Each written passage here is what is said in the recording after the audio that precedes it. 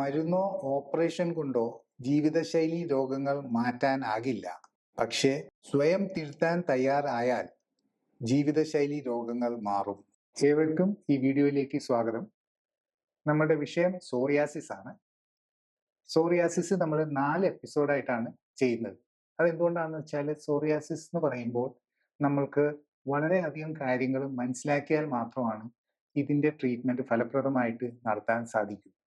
എന്തുകൊണ്ടാണെന്ന് വെച്ചാൽ പലർക്കും സോറിയാസിസ് ഒരു ത്വക്ക് രോഗം അല്ലെങ്കിൽ ചർമ്മത്തെ വരുന്ന ഒരു ബുദ്ധിമുട്ടായിട്ടാണ് മനസ്സിലാവുന്നത്. പക്ഷെ സോറിയാസിസ് അങ്ങനെ അല്ല എന്നാണ് ശാസ്ത്രം നമ്മളെ പഠിപ്പിക്കുന്നത്. അതുകൊണ്ട് തന്നെ 4 എപ്പിസോഡായിട്ടാണ് നമ്മൾ ഇതിനെ തിരിച്ചേക്കുന്നത്. ആദ്യത്തെ എപ്പിസോഡ് നമ്മൾ സോറിയാസിസിന്റെ സ്വഭാവവും സോറിയാസിസിന്റെ കാരണങ്ങളും ആണ് നമ്മൾ കാണുക. രണ്ടാമത്തെ എപ്പിസോഡിൽ ലേറ്റസ്റ്റ് ആയിട്ടുള്ള ട്രീറ്റ്മെന്റ്സ് എന്തൊക്കെയാണ് എന്നുള്ളതായിരിക്കും. മൂന്നാമത്തെ എപ്പിസോഡിൽ നമ്മൾ കാണുന്നത് സോറിയാസിസിന്റെ കോംപ്ലിക്കേഷൻസ്. സോറിയാസിസ് നേരത്തെ പറഞ്ഞ പോലെ വെറും ഒരു ചർമ്മരോഗം അല്ല. അപ്പൊ അതുകൊണ്ട് ഇതിന്റെ കൂടെ വേറെ രോഗങ്ങളും ഉണ്ടാവും. വേറെ പല പ്രശ്നങ്ങളുടെയും ഒരു ഒരു ഒരു നമ്മൾ കാണുന്ന ഒരു ഭാഗമാണ് സോറിയാസിസ്. അതുകൊണ്ട് തന്നെ ഈ കോംപ്ലിക്കേഷൻസും പിന്നെ ഇതിന്റെ കൂടെ ഉണ്ടാവാറുള്ള പല രോഗങ്ങളെ പറ്റിയും ആയിരിക്കും നമ്മൾ മൂന്നാമത്തെ എപ്പിസോഡിൽ കാണുക.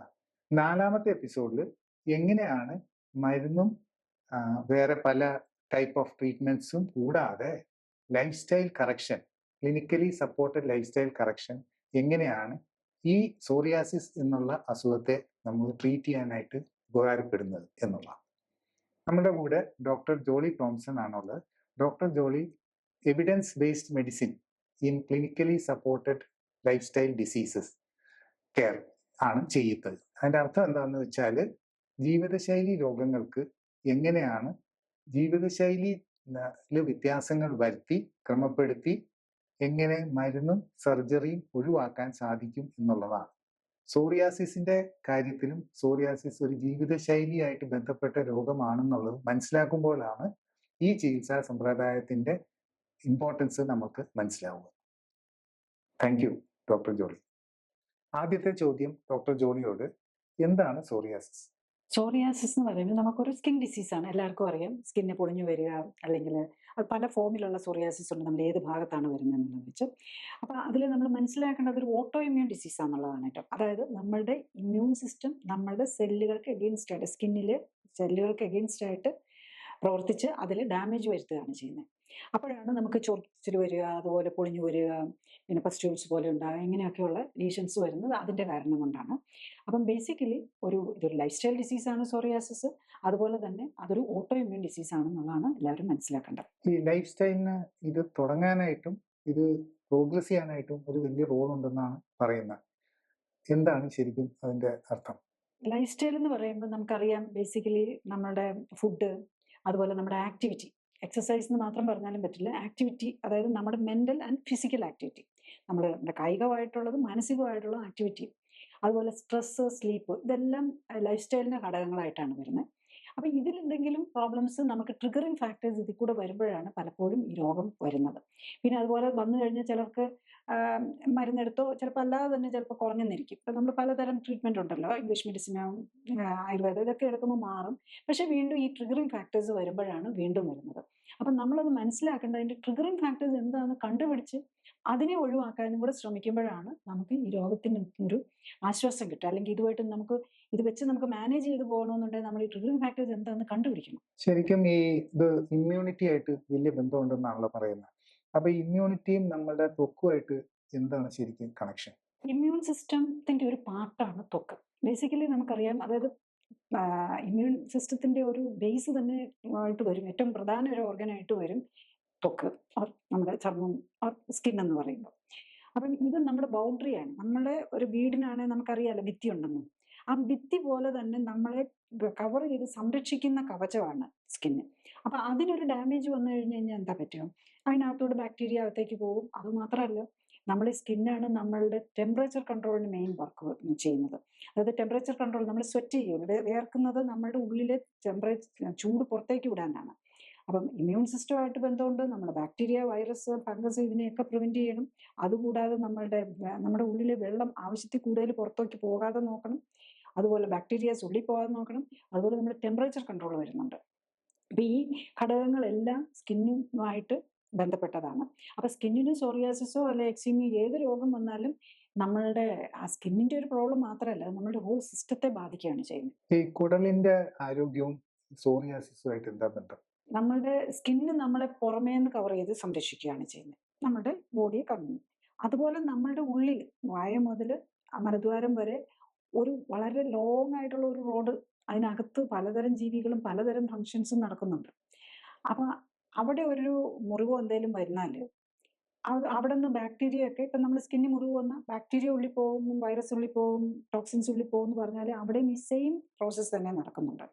അപ്പം മിക്കവാറും സോറിയാസിസ് പേഷ്യൻസിൽ ഈ ഇതിന്റെ എല്ലാം നമ്മളുടെ സിസ്റ്റം നമ്മളൊന്നും ഇൻഡിപെൻഡന്റ് ആയിട്ടല്ല നിൽക്കുന്നത്. മിക്കവാറും വയറിനകത്തുനിന്നുള്ള പ്രശ്നങ്ങളായിരിക്കും സ്കിന്നിലേക്ക് തന്നെ വരുന്നത്. അപ്പൊ വയറിൽ ലീക്കി ഗട്ട് എന്നൊക്കെ പറയും. അതായത് നമുക്കിപ്പം ഒരു നമ്മൾ അസിഡിറ്റി വെച്ചിട്ട് അൾസർ ഉണ്ടായി, അപ്പൊ അവിടെ നമ്മുടെ സ്കിന്നിൽ വരുന്ന ഒരു ലീഷൻ പോലെയാണ് വരുന്നത്. അപ്പൊ അവിടെ നമ്മുടെ മ്യൂക്കസ് മെമ്പറൈൻ ഉള്ളിൽ തന്നെയാണ്, നമ്മൾ വാ മുതൽ മലദ്വാരം വരെയുള്ള മ്യൂക്കസ് മെമ്പറൈൻ ആണ്. സ്കിൻ ഹോൾ ബോഡി കവർ ചെയ്യുന്ന പോലെ ഈ മ്യൂക്കസ് മെമ്പറൈനിൽ വിള്ളലുകൾ ഈ അൾസറോ ഒക്കെ പോലെ വന്നു കഴിയുമ്പോൾ അതിനകത്തൂടെ ഈസി ആയിട്ട് ബാക്ടീരിയക്കും വൈറസിനും, ഈവൻ നമ്മൾ ഫുഡ് നമുക്കറിയാമല്ലോ, വയറിനകത്തുള്ളത് ഒട്ടും ക്ലീൻ അല്ല, അവിടെ ഒത്തിരി ബാക്ടീരിയ വൈറസും ഒക്കെ ഉണ്ട്. നമ്മൾ ഛർദിലിനെ ആണെങ്കിലും പുറത്തേക്ക് വരുന്ന എന്തിനേയും നമ്മൾ ഒരു അൺഹൈജീനിക്ക് അല്ലെങ്കിൽ അതൊരു അൺക്ലീൻ ആയിട്ടുള്ള കാര്യമായിട്ടാണ് കണക്കാക്കുന്നത്. അതിനകത്ത് ബാക്ടീരിയം ഒക്കെ ഉണ്ടാവും. അപ്പൊ ഇതും അതുപോലെ തന്നെ ഈ പ്രോപ്പർലി ഡൈജസ്റ്റഡ് അല്ലാത്ത ഫുഡും ഒക്കെ ഉള്ളിലേക്ക് പോകും. അതും നമ്മളുടെ ഒരു ഈ ഫ്ലെയറപ്പ് വരാൻ, അതായത് സോറിയാസിസ് വരാനും അതിന് കൂടാനും ഒക്കെ കാരണമാകുന്നുള്ളതാണ്. പലപ്പോഴും പലരും ശ്രദ്ധിക്കുന്ന ഒരു കാര്യമാണ്, അത് ചില ടൈപ്പ് ഓഫ് സോറിയാസിന് പ്രത്യേകിച്ചുകൊണ്ട് കുട്ടികളിലൊക്കെ വരുമ്പം നമ്മൾ ടോൺസിലൈറ്റിസോ അതുപോലെ അഡനോയിഡൈറ്റിസ്, നമ്മുടെ വായിലുള്ള ഇൻഫെക്ഷൻ, അതായത് നമ്മളുടെ ശരിക്കും പറഞ്ഞു കഴിഞ്ഞാൽ നമ്മുടെ ഡിഫൻസ് പോസ്റ്റുകളാണ്. നമുക്കിപ്പം കൊച്ചിൽ നേവൽ ബേസ് ഉണ്ടെന്നുള്ളത് പോലെ നമ്മളുടെ ഇമ്മ്യൂൺ സിസ്റ്റത്തിന്റെ ബേസ് ആണ് ശരിക്കും പറഞ്ഞു കഴിഞ്ഞാൽ ഒരു കൺട്രോൾ സ്റ്റേഷൻ പോലെയാണ് നമ്മളുടെ ടോൺസിലും അഡനോയിഡ്സും ഒക്കെ വർക്ക് ചെയ്യുന്നത്. അപ്പൊ അവിടെ ഒരു ഇൻഫെക്ഷൻ വന്നു കഴിഞ്ഞാൽ, അതായത് ബാക്ടീരിയൽ ഇൻഫെക്ഷനോ ഈ പ്രത്യേകിച്ച് സ്ട്രെപ്റ്റോകോക്കസ് ഇൻഫെക്ഷൻ ഒക്കെ വന്നു കഴിഞ്ഞാൽ സ്കിൻ പ്രോബ്ലംസ് വരാനും സോറിയാസിസ് ഒക്കെ പോലുള്ള വരാനുള്ള ചാൻസ് വെരി ഹൈ ആണെന്നുള്ളതാണ്. ശരിക്കും ഈ സോറിയാസിസിന്റെ തുടക്കം തിരിച്ചറിയാൻ പാടാണെന്നാണ് കേൾക്കുന്നത്. അത് ശരിക്കും എങ്ങനെയാണ് നമുക്ക് തിരിച്ചറിയാനായിട്ട് എന്തെങ്കിലും മാർഗം?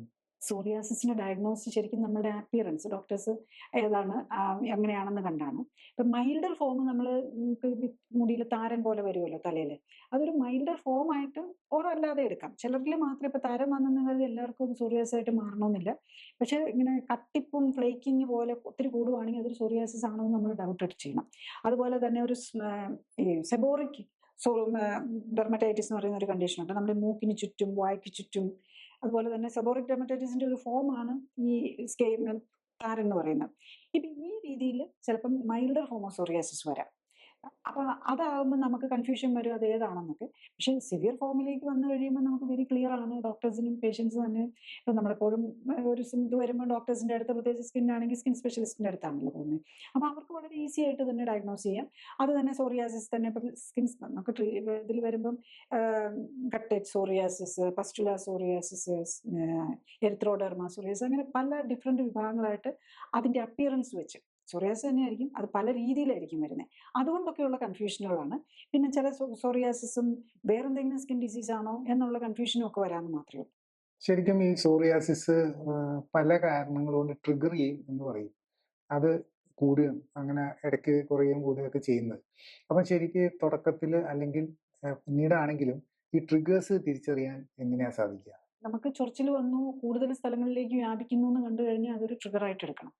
അപ്പൊ അതിൽ ട്രിഗർ വരുന്നത് മിക്കവാറും എന്തെങ്കിലും ഫുഡിന്റെ തെറ്റിക്കുമ്പോഴാണ്. കാരണം കഴിഞ്ഞ ദിവസം ഒരു പേഷ്യന്റ് പറയായിരുന്നു, അദ്ദേഹം വന്നപ്പോൾ അദ്ദേഹത്തിന്റെ പാമാർ ആൻഡ് പ്ലാന്റർ സോറിയാസിസ് എന്ന് പറഞ്ഞ ഈ കൈയുടെ ഉള്ളം കൈയും കാലുമാണ്, അത് കംപ്ലീറ്റ് അങ്ങ് പൊളിഞ്ഞു വന്നിരിക്കുന്നത് പോലെ വന്നിരിക്കുക. ബാക്കി ഉണ്ട്, പക്ഷെ അവിടത്തേക്കാളും കൂടുതൽ കൈ കംപ്ലീറ്റ് കാലും ഇത് ചെയ്തിരിക്കുക. അപ്പൊ ഭയങ്കര പെയിൻഫുൾ ആയിട്ട്, അതിൽ ഇങ്ങനെ കൂടുതൽ വിള്ളലൊക്കെ വന്നിട്ട് അവിടെ ഇൻഫെക്ഷൻ കൂടെ വന്ന് വേദനയും വരുമല്ലോ. അപ്പൊ അദ്ദേഹം പറയുകയാണ്, ലാസ്റ്റ് ഒരു ഫെസ്റ്റിവൽ ഈസ്റ്ററിന്റെ എന്തോ ആയിരുന്നു, ഈ ക്രിസ്ത്യൻ ആണ് അവര്. അപ്പൊ ഈസ്റ്ററിന്റെ ഒക്കെ സമയത്ത് ന്യൂ ഇയറും ഈസ്റ്ററും കൂടെ ഒന്ന്, ന്യൂ ഇയർ ക്രിസ്മസോ ഈസ്റ്ററോ എന്തോ, അപ്പം ആ സമയത്ത് കുറച്ച് ഫുഡിനൊക്കെ തെറ്റിച്ചു. അവർ ട്രിപ്പൊക്കെ പോയി. അത് കഴിഞ്ഞപ്പോഴേക്കുമാണ് വിതിൻ ഫ്യൂ വീക്സ് വന്നപ്പോഴേക്കും ഫ്ലെയർ പോകുന്നത്. അപ്പൊ അതാണ് നമ്മൾ ക്ലൈമറ്റ് ചേഞ്ച്. ഇപ്പൊ നമ്മൾ വെരി കോൾഡ് ക്ലൈമറ്റിലേക്കൊക്കെ ട്രാവൽ ചെയ്ത സോറിയാസിസ് ഉള്ളവർക്ക് ചിലപ്പം അതിലൊക്കെ കൺട്രോൾ ആയിട്ടിരിക്കുകയായിരിക്കും, പക്ഷെ അതിൻ്റെ കൂടെ ഒരു ഫ്ലെയർ അപ്പ് വരാം. അപ്പൊ ആ ക്ലൈമറ്റ് മാറുന്നു, അതിനോടൊപ്പം ട്രാവലിന്റെ ഒക്കെ സ്ട്രെസ് വരുന്നു, അതിനോടൊപ്പം ട്രാവൽ വരുമ്പോഴേക്കും ഫുഡെല്ലാം മാറുമല്ലോ. അപ്പൊ അതുപോലെയുള്ള കാര്യങ്ങളാണ് ഈ ഫ്ലെയർ അപ്പിലേക്ക് വരുന്നത്. പിന്നെ ഉള്ളത് മെന്റൽ സ്ട്രെസ്. ഇപ്പൊ നമ്മൾ വീട്ടിൽ എന്തെങ്കിലും ഒരു ഫാമിലി പ്രോബ്ലം വരികയാണെങ്കിൽ അതും പലരും പറയും. ഇവൻ ഹസ്ബൻഡ് പറയും വൈഫുമായിട്ടൊരു പ്രശ്നം വന്നപ്പോൾ എനിക്ക് പിന്നെ കൂടി, അല്ലെങ്കിൽ അവർ തമ്മിൽ ഒരു ചെറിയൊരു ഇതൊക്കെ വന്നാൽ മതി, ഫാമിലിയിൽ ഒരു ഇഷ്യൂ ഒക്കെ വന്നു കഴിയുമ്പോൾ, ഓർ ഫൈനാൻഷ്യൽ പ്രോബ്ലംസോ അല്ലെ ജോലിയിലെ സ്ട്രെസ്, ഇതെല്ലാം ഫ്ലെയറപ്പിന് കാരണമാകും. അപ്പൊ ശരിക്കും പറഞ്ഞാൽ ഈ ഫ്ലെയറപ്പിന്റെ അടിസ്ഥാന കാരണങ്ങളായിട്ടുള്ള കാര്യങ്ങളിൽ നമ്മൾ ശ്രദ്ധ ചെലുത്തിയാൽ ഇത് റിവേഴ്സ് ചെയ്യാവുന്നതാണോ? ഇപ്പം റിവേഴ്സിന്റെ കാര്യത്തെക്കുറിച്ച് പറഞ്ഞു കഴിഞ്ഞാൽ, ഇപ്പൊ എന്റെ എക്സ്പീരിയൻസ് പറഞ്ഞു കഴിഞ്ഞാൽ, നമ്മൾ പല രീതിയിലുള്ള വർഷങ്ങളായിട്ട് സോറിയാസിസ് ഉള്ള പേഷ്യൻസ് പലപ്പോഴും നമ്മൾ കാണാറുണ്ട്. 10, 20, 30 വർഷമൊക്കെ ആയിട്ട് എല്ലാവിധ ട്രീറ്റ്മെന്റും അവർ ട്രൈ ചെയ്തിട്ടുണ്ടാവും. ആയുർവേദം തന്നെ പലയിടത്തും നോക്കിയിട്ടുണ്ടാവും, പല സ്കിൻ സ്പെഷ്യലിസ്റ്റ് കണ്ടിട്ടുണ്ടാവും, പിന്നെ പലരും ഹോമിയോയും യുനാനി അങ്ങനത്തെ ട്രീറ്റ്മെന്റും ഉണ്ടല്ലോ, സിദ്ധ, അങ്ങനത്തെ ഒക്കെ ട്രൈ ചെയ്തിട്ടുണ്ടാവും. പലപ്പോഴും ഈ ആയുർവേദത്തിലൊക്കെ അവിടെ പോയി ട്രീറ്റ് ചെയ്ത് നിൽക്കുന്ന സമയത്ത് ഭയങ്കര ആശ്വാസമായിട്ട് തിരിച്ചു വരും. തിരിച്ചു വന്ന് ഒരു 3-4 മാസം കഴിയുമ്പോഴേക്കും അവർക്ക് വീണ്ടും പഴയ നിലയിലേക്ക് പോകും. അതൊക്കെയാണ് കാണുന്നത്. പിന്നെ മോഡേൺ മെഡിസിനിലാണെങ്കിൽ മരുന്നുകൾ കണ്ടിന്യൂ ചെയ്തുകൊണ്ടിരിക്കണം. നിർത്തി കഴിഞ്ഞു കഴിഞ്ഞാൽ പലപ്പോഴും വീണ്ടും ഫ്ലെയറപ്പ് വരും. അപ്പോൾ ഫ്ലെയറപ്പ് മരുന്ന് കഴിക്കുന്നുണ്ടെങ്കിലും ഇപ്പം പല ലെവൽ ഓഫ് ട്രീറ്റ്മെന്റ് ആണ് വരുന്നത്. അപ്പം ചിലപ്പം ഒരു മരുന്ന്, 2 മരുന്ന്, ലോക്കൽ ആപ്ലിക്കേഷൻ, പിന്നെ ഓറൽ, അങ്ങനെ ഇതിലേക്ക് എല്ലാം പോയിട്ടും പിന്നെ കൂട്ടി മരുന്നുകൾ കൊണ്ടുപോകുക എന്നുള്ളതായിരിക്കും ചെയ്യാൻ പറ്റുന്നത്. അപ്പോൾ എല്ലാ ലെവലിലുള്ള പേഷ്യൻസിനെയും നമ്മൾ കാണാറുണ്ട്.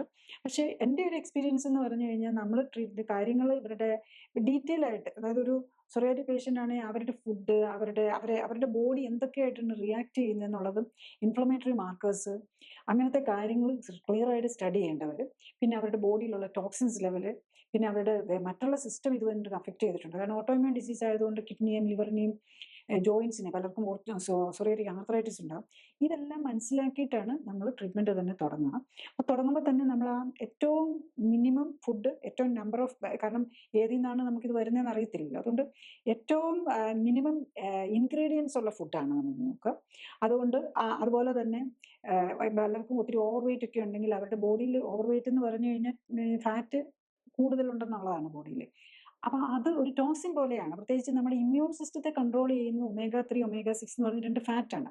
അപ്പൊ നമ്മുടെ ഇന്നത്തെ ലൈഫ് സ്റ്റൈലിൽ എന്താ പറ്റുന്നതെന്ന് ചോദിച്ചു കഴിഞ്ഞാൽ, നമ്മൾ ഒത്തിരി നട്ട്സും ഓയിലി ഐറ്റംസും ഫ്രൈസും ഒക്കെ കഴിക്കുമല്ലോ. അപ്പൊ അതിൽ ഈ നമ്മളുടെ മിക്കവാറും ഉള്ള എല്ലാ കുക്കിംഗ് ഓയിലും omega-6 വെരി ഹൈ ആണ്. അതേസമയത്ത് omega-3 ഒട്ടുമില്ല. അപ്പം നമ്മൾ ഈ omega-3യുടെ omega-6ന്റെ ബാലൻസ് ആണ് നമ്മുടെ ഇമ്മ്യൂൺ സിസ്റ്റത്തെ ഇൻഫ്ലമേഷനും ആന്റി ഇൻഫ്ലമേഷനും ഹീലിംഗും കൺട്രോൾ ചെയ്തുകൊണ്ടിരിക്കുന്നത്. അപ്പം നമ്മൾ ഈ സോറിയാസിസ് ഒരു ഇൻഫ്ലമേറ്ററി ഡിസീസാണ്. അപ്പോൾ ഇൻഫ്ലമേഷൻ കുറയ്ക്കണമെന്നുണ്ടെങ്കിൽ നമ്മൾ ഈ omega-6 കുറയണം. അപ്പോൾ നമ്മുടെ ബോഡി 10, 15 അല്ലെ 20 കിലോ ഓവർ വെയിറ്റ് ആണെങ്കിൽ അതിനകത്ത് കൂടുതലും ഈ omega-6 ഫാറ്റ് ഒത്തിരി ഉണ്ടാവും. omega-3 വളരെ കുറവായിരിക്കും. അപ്പോൾ അവിടെയും കൺട്രോൾ ചെയ്യണം. അപ്പോൾ നമ്മുടെ ബോഡിയിലുള്ള പിന്നെ ഈ മിക്കവാറും പല ഈ ഹെവി മെറ്റൽസും അതുപോലെ പല ടോക്സിൻസും ഈ ഫാറ്റിലായിരിക്കും പോയി അടിഞ്ഞിരിക്കുന്നത്. അപ്പം ഈ ഫാറ്റും, എക്സസ് ഫാറ്റ് ഉണ്ടെങ്കിൽ കളയണം. പലരും ഭയങ്കര ഡള്ളായിരിക്കും, പലരും എക്സസൈസ് ഒന്നും ചെയ്യാത്തവരായിരിക്കും. കാരണം പിന്നെ ഈ ഇച്ചിങ്ങും ചൊറിച്ചിലും അസ്വസ്ഥതകളും, അപ്പം മാനസികമായിട്ടൊക്കെ ഡള്ളായിട്ടിരിക്കുമ്പം നമ്മളെപ്പോഴും മെൻ്റലി ആണെങ്കിലും ഒരു സന്തോഷം തോന്നുമ്പോഴാണല്ലോ നമുക്ക് എക്സസൈസ് ഒക്കെ ചെയ്ത് ഫിറ്റ്നസ് വരണമെന്ന് തോന്നുന്നത്. ഇതിപ്പോൾ ഈ രോഗം കാരണം തന്നെ ആ ഫിറ്റ്നസിനോടുള്ള താല്പര്യവും എല്ലാം കുറഞ്ഞിരിക്കുകയായിരിക്കും. അപ്പോൾ അതെല്ലാം ആക്ടിവേറ്റ് ചെയ്ത് കറക്റ്റ് ചെയ്ത് കഴിഞ്ഞ് കഴിഞ്ഞാൽ നമുക്കത് റീവേഴ്സ് ചെയ്യാൻ പറ്റുന്നതേ ഉള്ളൂ. പലരും ഈ മെത്തോട്രെക്സേറ്റ്, സ്റ്റിറോയിഡ്സ്, ഈവൻ ബയോളജിക്കൽസ് ഒക്കെ എടുത്തുകൊണ്ടിരുന്നിട്ടും അവർക്കൊരു ഒരു റെമിഷൻ, ഒരു കൺട്രോളിലായിരിക്കും, പക്ഷെ എന്നാലും ഒത്തിരി ലീഷൻസ് ഒക്കെ പലർക്കും ഉണ്ടാകും. അപ്പം അങ്ങനെയുള്ളവർക്ക് പോലും ഈ മെത്തോട്രെക്സേറ്റ് ഒക്കെ പോലെയുള്ള വളരെ ഇതിൻ്റെ മരുന്നുകൾ വിത്ഡ്രോ ചെയ്യുമ്പോഴും വളരെ സ്ലോലി പാടുള്ളൂ. പെട്ടെന്നൊരു മരുന്നൊക്കെ അന്ന് നിർത്തിക്കളഞ്ഞു കഴിഞ്ഞ് കഴിഞ്ഞാൽ അതൊരു എക്സാസർബേഷനായിട്ട് മാറാം. ഈവൻ സ്റ്റിറോയിഡ്സ്, ഏത് മരുന്നും അതുപോലെ ചില മെത്തോട്രെക്സേറ്റ് പെട്ടെന്ന് നിർത്തി കഴിഞ്ഞ് കഴിഞ്ഞാൽ അത് തന്നെ ഫ്ലെയറപ്പിലേക്ക് പോകാം. അപ്പം നമ്മൾ നോക്കി വളരെ കൺട്രോൾഡ് ആയിട്ടായിരിക്കും ഇതിൻ്റെ മരുന്നുകളാണേലും. അപ്പം നമ്മൾ ലൈഫ് സ്റ്റൈൽ കറക്റ്റ് ചെയ്യുന്നതിനനുസരിച്ച് സിംറ്റമാറ്റിക് റിലീഫ് കിട്ടുമ്പോൾ അത് പതുക്കെ അതനുസരിച്ച് മരുന്നുകൾ ഓരോന്ന് കുറച്ചുകൊണ്ട് വന്ന് നിർത്തും. മിക്കവാറും ചിലർക്കൊക്കെ കുറച്ച് മരുന്നേ ഉള്ളെങ്കിൽ ഇതിനെ മന്ത് തന്നെ നിർത്താം. പക്ഷേ ചിലർക്ക് കൂടുതൽ മരുന്നുകളും കൂടുതൽ കാലങ്ങളും ആയിട്ടുള്ളവരാണെങ്കിൽ മാക്സിമം കറക്റ്റായിട്ട് നോക്കുന്ന പേഷ്യൻ്റ് ആണെങ്കിൽ വിതിൻ 2-3 മന്ത്സ് എല്ലാവരുടെയും തന്നെ മരുന്നുകൾ നിർത്തിയിരിക്കും. പിന്നെ എപ്പോഴെങ്കിലും നമ്മൾ ലൈഫ് സ്റ്റൈൽ എപ്പോഴും പെർഫെക്റ്റ് ആയിട്ട് പോകണമെന്ന് നിർബന്ധമില്ല. സ്ട്രെസ് വരാം, സ്ട്രെസ്ഫുൾ സിറ്റുവേഷൻസ് ഉണ്ടാകും. അപ്പം അങ്ങനെ വരുമ്പോൾ എങ്ങനെ മാനേജ് ചെയ്യണം, അവൻ്റെ തുടക്കം കാണുമ്പോൾ തന്നെ എങ്ങനെ മാനേജ് ചെയ്യണമെന്ന് പഠിച്ച് മനസ്സിലാക്കി എടുക്കുക എന്നുള്ളതാണ് നമ്മൾ ഈ ക്ലിനിക്കലി സപ്പോർട്ടഡ് ലൈഫ് സ്റ്റൈൽ കറക്ഷനിൽ, അതായത് ഞാൻ ചെയ്യുന്ന ട്രീറ്റ്മെൻറ്റിൻ്റെ ഈ അപ്രോച്ചിൽ വരുന്നത് ആ രീതിയിലാണ്. അപ്പം നമ്മൾ പതുക്കെ കാര്യങ്ങൾ മനസ്സിലാക്കി അവർക്ക് രോഗിക്ക് തന്നെ അവരുടെ ബോഡി എങ്ങനെ മാനേജ് ചെയ്യണം, എങ്ങനെ മാനേജ് ചെയ്താൽ അവർക്ക് ഈ രോഗത്തിൽ നിന്നില്ലാതെ അവർക്ക് സ്വസ്ഥമായിട്ട് അവരുടെ ജോലികളും കൊണ്ടുപോകാൻ പറ്റും. സ്വസ്ഥമായിട്ട് ഇപ്പം ചൊറിച്ചിലൊക്കെ വന്നു കഴിഞ്ഞാൽ ഉറങ്ങാൻ പോലും പറ്റാത്തവരെ കാണാറുണ്ട്. അപ്പോൾ സ്വസ്ഥമായിട്ട് ഉറങ്ങാൻ പറ്റണം. അവരുടെ ജോലികളിൽ അവർക്ക് ഡേ ടു ഡേ വർക്കുകളിൽ, ഇപ്പം ഓഫീസ് വർക്കാണെങ്കിലും ഏത് വർക്കിലാണെങ്കിലും അവർക്ക് കോൺഫിഡൻ്റ് ആയിട്ട് പോകാനും വർക്ക് ചെയ്യാനും പറ്റണം. ആ ഒരു നിലയിൽ എത്തിക്കുക എന്നുള്ളതാണ്. ഇപ്പം ഡോക്ടർ ജോലിയുടെ കാര്യം പറഞ്ഞല്ലോ, ജോലിയും സോറിയാസിസും. അപ്പം അങ്ങനെ എന്തെങ്കിലും കേസസ് അങ്ങനെ വല്ലതും വന്നിട്ടുണ്ടോ ഈ ജോലിയെ എഫക്റ്റ് ചെയ്യുന്ന പോലെ സോറിയാസിസും? അതുപോലെ തന്നെ അത് എങ്ങനെയാണ് അവർ മാനേജ് ചെയ്തത്? ഡെഫിനറ്റ്ലി സോറിയാസിസ് ജോലി എഫക്റ്റ് ചെയ്യും. ഒന്ന് ഇപ്പം മുഖത്തോ പുറമേ കാണുന്ന സ്ഥലത്തുണ്ടെങ്കിൽ അവർക്ക് ആൾക്കാരെ ഫേസ് ചെയ്യാൻ തന്നെ മടിയായിരിക്കും. അപ്പം ഈവൻ കുട്ടികൾക്ക് പോലും വരുന്ന രോഗമാണിത്. അപ്പം ഇത് ഉള്ളിലൊക്കെ ആണെങ്കിൽ പിന്നെ ആരും അറിയേല. നമുക്ക് അതൊരു ആശ്വാസമാണ്. ആരും കാണുന്നില്ലാത്തപ്പോൾ അവർക്ക് കുറച്ചും കൂടി ഒരു സമാധാനം ഉണ്ടാവും. പക്ഷെ ചൊറിച്ചിൽ വരുമ്പം ഇപ്പം നമ്മൾ വർക്കിലിരിക്കുമ്പോൾ ഇപ്പോൾ ഒരു ഓഫീസ് വർക്കാണ്, കമ്പ്യൂട്ടറിൽ വർക്ക് ചെയ്തുകൊണ്ടിരിക്കുകയാണെങ്കിൽ പോലും ചൊറിഞ്ഞുകൊണ്ടിരുന്ന് കഴിഞ്ഞാൽ നമുക്ക് വർക്ക് ചെയ്യാൻ പറ്റില്ലല്ലോ. ഈവൻ ഇപ്പം ഞാൻ ഓർക്കുന്ന ഒരു ടീച്ചർ ഒരു അവർ പറയും, ഞാൻ 2-3 ദിവസമായി ഡോക്ടർ ഉറങ്ങിയിട്ടെങ്കിൽ ഉറങ്ങാൻ പറ്റുന്നില്ല. അവർക്ക് തലയിലായിരുന്നു ഏറ്റവും കൂടുതൽ. ബോഡിയിൽ ഇഷ്ടം പോലെ എല്ലായിടത്തും ഉണ്ട്, പക്ഷെ തലയൊക്കെ ഇങ്ങനെ ചൊറിഞ്ഞുകൊണ്ട് ഉറങ്ങാൻ പറ്റുന്നില്ല എന്ന്. അപ്പോൾ ഉറങ്ങാൻ പറ്റുന്നില്ലെങ്കിൽ അവരെങ്ങനെയാണ് സ്കൂളിൽ പഠിപ്പിക്കാൻ പറ്റുക? സ്കൂളിൽ വർക്ക് ചെയ്യണമെന്നുണ്ടെങ്കിൽ എവിടെ വർക്ക് ചെയ്യണമെന്നുണ്ട്, ഒന്ന് എക്സ്റ്റേണലി കാണുന്നിടത്താണെങ്കിൽ അത് കാണുന്നതിൻ്റെ സ്ട്രെസ്. അപ്പോൾ പലരും എന്താണെന്ന് വെച്ചാൽ ജെൻസൊക്കെ ആണെങ്കിൽ ഫുൾ സ്ലീവ് ഷർട്ട് ഇട്ട് മാനേജ് ചെയ്യുകയായിരിക്കും അവർ ചെയ്യുന്നത്. അപ്പോൾ ലേഡീസ് ആണെങ്കിലും മാക്സിമം അവർ കവർ ചെയ്ത് അതിനകത്ത് പുറത്ത് കാണാത്ത രീതിയിൽ മാനേജ് ചെയ്യാനായിട്ട് ശ്രമിക്കും. അങ്ങനെയാണ് അവർ ചെയ്തുകൊണ്ടിരുന്നത്. പക്ഷെ ചൊറിച്ചിലും പിന്നെ അസ്വസ്ഥതകൾ വരുമല്ലോ, ഒത്തിരി കൂടുതൽ വന്നിട്ടുണ്ടെങ്കിൽ അവർക്ക് കാണുന്നത് മാത്രമല്ല അവരുടെ അസ്വസ്ഥത കൊണ്ട് അവർക്ക് വർക്ക് ചെയ്യാൻ പറ്റാതെ വരും. അത് എപ്പോഴും വളരെ കോമൺ ആണ്. അപ്പം അങ്ങനെ വരുന്നത് ഏത് ഫീൽഡിലാണെങ്കിലും നമ്മൾ വർക്ക് ചെയ്യുന്ന ഒരാൾക്ക്, പ്രത്യേകിച്ച് പബ്ലിക്കുമായിട്ട് ഇന്ററാക്ട് ചെയ്ത് വരുന്നവർക്ക് അതൊരു വലിയ ബുദ്ധിമുട്ട് തന്നെ ആവാറുണ്ട്. അവസാനമായിട്ട് ശരിക്കും പറഞ്ഞാൽ പുതിയതായിട്ട് ഇങ്ങനെ സോറിയാസിസ് ഡെവലപ്പ് ചെയ്തു എന്ന് സംശയിക്കുന്ന ഒരു പേഷ്യൻറ്റിനോ അല്ലെങ്കിൽ ഇങ്ങനെ വളരെ കാലങ്ങളായിട്ട് ട്രീറ്റ്മെൻറ്റ് എടുത്തുകൊണ്ടിരിക്കുന്ന ഒരു പേഷ്യൻറ്റിനോ ആയിട്ട് എന്ത് മെസ്സേജാണ് കൊടുക്കാനുള്ളത്? നമ്മളൊരു സ്കിൻ ലീഷൻ കണ്ടു കഴിഞ്ഞ് കഴിഞ്ഞാൽ അതിങ്ങനെ മാറാൻ നിൽക്കുന്നുണ്ടെങ്കിൽ ഡെഫിനറ്റ്ലി ഒരു സ്കിൻ സ്പെഷ്യലിസ്റ്റിനെ കാണാം. അപ്പോൾ അതിനകത്തുനിന്ന് ഡയഗ്നോസിസ് എന്താണെന്ന് കിട്ടും. യൂഷ്വലി ചെറിയ മൈൽഡ് ഫോം ആണെങ്കിൽ അവിടെ ഓയിൻമെൻ്റ് ഒക്കെ മിക്കവാറും ഒരു സ്റ്റിറോയിഡ് ഓയിൻമെൻ്റ് ആയിരിക്കും മിക്കവാറും ഉള്ള. ഇമ്യൂണോസപ്രസൻ്റ് ഓയിൻമെൻ്റ് ആണ് മിക്കവാറും ഇങ്ങനത്തെ കാര്യങ്ങൾക്കെല്ലാം സ്കിൻ സ്പെഷ്യലിസ്റ്റ് കൊടുക്കും. അത് വെച്ചൊക്കെ മാറിപ്പോകുന്നുണ്ടെങ്കിൽ പിന്നെ നമ്മൾ അതിനെക്കുറിച്ച് വറി ചെയ്യേണ്ട കാര്യമില്ല. പക്ഷേ മാറി ഇട്ട് കഴിഞ്ഞ് കഴിഞ്ഞാൽ മാറും, അത് കഴിഞ്ഞിട്ട് വീണ്ടും വരും. അങ്ങനെ മാറാതെ ഇങ്ങനെ നിൽക്കുകയാണ്. അതായത് മരുന്നെടുക്കുമ്പോൾ മാത്രം മാറും, പിന്നെ തിരിച്ചു വരും. പക്ഷെ എങ്കിലും മാനേജ് ചെയ്യാമെങ്കിൽ കുഴപ്പമില്ല. പക്ഷെ എന്നാലും നമ്മളത് അതിൻ്റെ ഒരു ഡീറ്റെയിൽ ആയിട്ട് അസസ് ചെയ്യുന്നതായിരിക്കും നല്ലത്. സോറിയാസിസ് പോയിന്റ് ഓഫ് വ്യൂവിൽ ചെറിയ റിലേഷൻസ് ഒക്കെ ആണെങ്കിൽ we can manage like that. പക്ഷെ കൂടുന്നു കാണുമോ, അല്ലെങ്കിൽ നമുക്ക് അതിൻ്റെ ഒരു ഇതായിട്ടൊരു ജോയിന്റ് പെയിൻ വരുന്നു, മൊത്തത്തിൽ ബോഡി പെയിന്, ജോയിന്റ് പെയിന് ഇങ്ങനെയൊക്കെ വരുന്നു എന്ന് കണ്ട് ഇതൊരു ഓട്ടോ ഇമ്മ്യൂൺ ഡിസീസ് ആയിട്ട് തന്നെ കണ്ട് അതിൽ ജസ്റ്റ് പിന്നെ ചിലർക്ക് ഭയങ്കര ടയർഡ്നെസ് ഉണ്ടാകും. അതുപോലെ ചിലർക്ക് ഒരു ലോ ഗ്രേഡ് ഫീവർ പോലെ വരും. അങ്ങനെയൊക്കെ ഉണ്ട്. പിന്നെ ചൊറിച്ചിൽ ഇതൊക്കെ മാറാതെ നിൽക്കുകയാണെങ്കിൽ ഡെഫിനറ്റ്ലി ഇതൊരു കുറച്ചും കൂടി ഒരു സീരിയസ് ആയിട്ടുള്ള ഇതാണെന്ന് നമ്മൾ മനസ്സിലാക്കാം. പിന്നെ വർഷങ്ങളായിട്ട് സോറിയാസിസുമായിട്ട് മരുന്ന് കഴിച്ചുകൊണ്ടിരിക്കുന്നവർക്ക് പലർക്കും അതിനകത്ത് മാറണമെന്നുണ്ടാവും. കാരണം മെത്തോട്രെക്സേറ്റ് എന്നൊക്കെ പറഞ്ഞു കഴിഞ്ഞാൽ വെരി ടോക്സിക് മെഡിസിൻ ആണ്. അപ്പോൾ അതിലിപ്പോൾ ഞാനൊരു എക്സാമ്പിൾ പറഞ്ഞു കഴിഞ്ഞാൽ ഇപ്പം ഇന്ന് തന്നെ ഒരു പേഷ്യൻ്റ് പറയുകയാണ്, അവർ സോറിയാസിസ് ആയിരുന്നു, അപ്പോൾ അതുകൊണ്ട് മരുന്നെടുക്കണം. അപ്പോൾ അവർ വേഗം അവരോട് സോറിയാസിസ് മിക്കവാറും അവരെ മെത്തോട്രെക്സേറ്റ് ആയിരിക്കണം ചെയ്യുക, ഹസ്ബൻഡിനാണ്. എന്നിട്ട് ഹസ്ബൻഡിനോട് മരുന്ന് സോറിയാസിന് തുടങ്ങിയാൽ നിങ്ങൾക്ക് കുട്ടികളുണ്ടാകുമ്പോൾ പ്രോബ്ലം വരും, അതുകൊണ്ട് നിങ്ങൾ കൺസീവ് ചെയ്യുക. അപ്പോൾ അവർ കൺസീവ് ചെയ്തിട്ട് 3 months ആയപ്പോഴേക്കും, അപ്പോൾ അതിൻ്റെ ഇടയിൽ ഇനി ഹസ്ബൻഡിന് ട്രീറ്റ്മെൻറ്റ് എടുക്കാൻ പോകുന്നതിൻ്റെ ഇതിലാണ് അപ്പോൾ അവർ ഈ clinically supported life style correction കൂടെ കൺസിഡർ ചെയ്യാമെന്ന് വെച്ചത്. അപ്പോൾ അവരോട് സ്ട്രോങ് ആയിട്ടുള്ള മെഡിസിൻ എടുക്കണം. ഏത് മരുന്നാണെങ്കിലും അത് നമ്മളുടെ വൈഫിന് മാത്രമല്ല, മദറിൻ്റെ മരുന്നുകൾ മാത്രമല്ല കുഞ്ഞിനെ അഫക്റ്റ് ചെയ്യുന്നതെന്ന് ഓർക്കണം. അച്ഛൻ്റെ മരുന്ന്, പ്രത്യേകിച്ച് കൺസീവ് ചെയ്യുന്നതിന് മുമ്പുള്ള സമയത്തെ മരുന്നുകളും കുഞ്ഞിൻ്റെ ആരോഗ്യത്തെ ബാധിക്കും. അതുകൊണ്ട് അവരത് കഴിഞ്ഞിട്ട് അതിന് മുമ്പ് കുറച്ച് ഓയിൻമെൻറ്റും അതുപോലത്തെ, പക്ഷേ എന്നാലും ഹോൾ ബോഡി എഫക്റ്റഡ് ആണ്.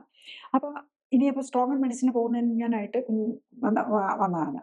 അപ്പം ആ നിലയിൽ വരുമ്പോൾ എന്താണെന്ന് ചോദിച്ചു കഴിഞ്ഞ് കഴിഞ്ഞാൽ ഇവരുടെ മരുന്നുകൾക്ക് നമ്മൾ മിക്കവാറും മെത്തോട്രെക്സേറ്റ് ഒക്കെ പോലെയുള്ള മരുന്നുകൾ ലോങ് ടൈം എടുത്തു കഴിയുമ്പോൾ ലിവറിന് പ്രോബ്ലം വരാം. പിന്നെ അദ്ദേഹത്തിന് വേറൊരു കാര്യം കൂടെ ഉണ്ടായിരുന്നു, ലിവർ എൻസൈംസ് കൂടുതലായിരുന്നു, ഫാറ്റി ലിവർ ഉണ്ടായിരുന്നു.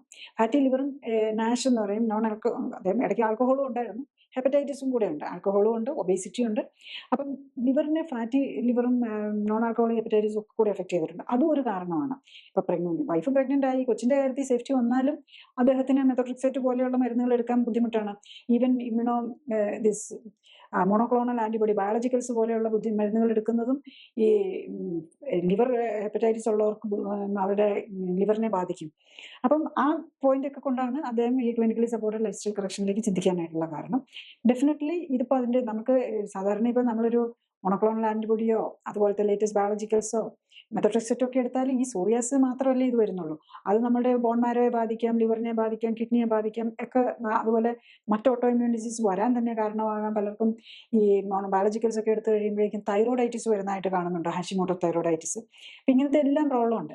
അതേസമയത്ത് നമ്മൾ കറക്റ്റായിട്ട് clinically supported life style correction എടുക്കുകയാണെങ്കിൽ നമ്മൾ റൂട്ട് കോസിലാണ് നമ്മൾ എന്ത് ചെയ്യുന്നത്. അവിടെ ഒബേസിറ്റി ഉണ്ട്, എക്സസ് ടോക്സിൻ ഫാറ്റ് കൂടുതലുണ്ട് ബോഡി, അവിടെ മുതൽ നമ്മൾ കറക്റ്റ് ചെയ്യുകയാണ്. അപ്പം നാച്ചുറലി എക്സസ് ഫാറ്റ് കറക്റ്റ് ചെയ്യുമ്പോൾ ഫാറ്റി ലിവറും മാറും. അപ്പം നമ്മൾ സോറിയാസിസിന് മാത്രമല്ല ബെനിഫിറ്റ് വരുന്നത്, ഫാറ്റി ലിവറിന് ബെനിഫിറ്റ് കിട്ടും, ഒബേസിറ്റി മാറും, സോറിയാസിസ് മാറും. അപ്പം പിന്നെ നമ്മൾ എവിടെയാണ് ട്രിഗറിങ് ഫാക്ടേഴ്സ് എന്നൊക്കെ കണ്ടുപിടിച്ച് അതനുസരിച്ച് ജീവിക്കാനും കൂടെ പഠിക്കുക എന്നുള്ളതാണ്. ഒരു 3 to 6 months നമ്മളുടെ ബോഡി മൊത്തത്തിൽ ഫിറ്റ് ആകുകയാണ് ചെയ്യുന്നത്. അപ്പോൾ ഒരു കാര്യത്തിലല്ല ഇപ്പം ബെനിഫിറ്റ് കിട്ടുന്നത്. നമ്മൾ ഓരോ അസുഖത്തിനും ഫാറ്റി ലിവറിന് അല്ലെങ്കിൽ ലിവർ എൻസൈംസ് കൂടുതലാണെങ്കിൽ നമ്മൾ ഗ്യാസ്ട്രോഎൻട്രോളജിസ്റ്റിൻ്റെ അടുത്ത് പോകണം. പിന്നെ ഒബേസിറ്റിക്ക് ആണെങ്കിൽ ആ രീതിയിൽ ട്രീറ്റ് ചെയ്യുന്നവരുടെ അടുത്ത് പോകണം. അപ്പം അത് എല്ലാം നമുക്ക്, കാരണം മോഡേൺ മെഡിസിൻ്റെ എല്ലാം സ്പെഷ്യാലിറ്റി അനുസരിച്ചായിരിക്കും. ഒരാൾ അവരവരുടെ സ്പെഷ്യാലിറ്റിയാണ് ട്രീറ്റ് ചെയ്യുന്നത്. അപ്പം ഇതിൽ നമ്മളുടെ മനസ്സിലാക്കേണ്ടത് റൂട്ട് കോസ് ഓഫ് ഈ 3 ഫാക്ടറുണ്ട്. ഫാറ്റി ലിവറും ഉണ്ട്, ഒബേസിറ്റിയും ഉണ്ട്, സോറിയാസിസും ഉണ്ട്. അതിനൊപ്പം നോക്കുമ്പോൾ പ്രഷറും കൂടുതലാണ്. അപ്പോൾ അതവർ അറിഞ്ഞിട്ടില്ല. ഇപ്പം നോക്കുമ്പോൾ പ്രഷറും കൂടുതലുണ്ട്. 1-2 പ്രാവശ്യം അവർ നോട്ട് ചെയ്തിരുന്നു പ്രഷർ കൂടുതലുണ്ടെന്ന്. അപ്പം ഇതെല്ലാം കൂടെ നമുക്ക് കറക്റ്റ് ചെയ്യാം, പ്രൊവൈഡഡ് നമ്മൾ ലൈഫ് സ്റ്റൈൽ കറക്റ്റ് ചെയ്യാൻ വില്ലിങ് ആണോ എന്ന് മാത്രമാണ്. സോറിയാസിസിന്റെ ഫസ്റ്റ് എപ്പിസോഡ് ഇവിടെ അവസാനിക്കുകയായി. അടുത്ത എപ്പിസോഡിൽ നമ്മൾ സോറിയാസിനുള്ള ലേറ്റസ്റ്റ് ആയിട്ടുള്ള ട്രീറ്റ്മെന്റ്സ് എന്തൊക്കെയാണെന്നുള്ളത് ആയിരിക്കും നമ്മൾ കാണുക. നന്ദി, നമസ്കാരം. രോഗകാരണം മനസ്സിലാക്കി പ്രബുദ്ധരാക്കുക. ജീവിതശൈലി ക്രമീകരണത്തിലൂടെ രോഗങ്ങളെ മാറ്റുക.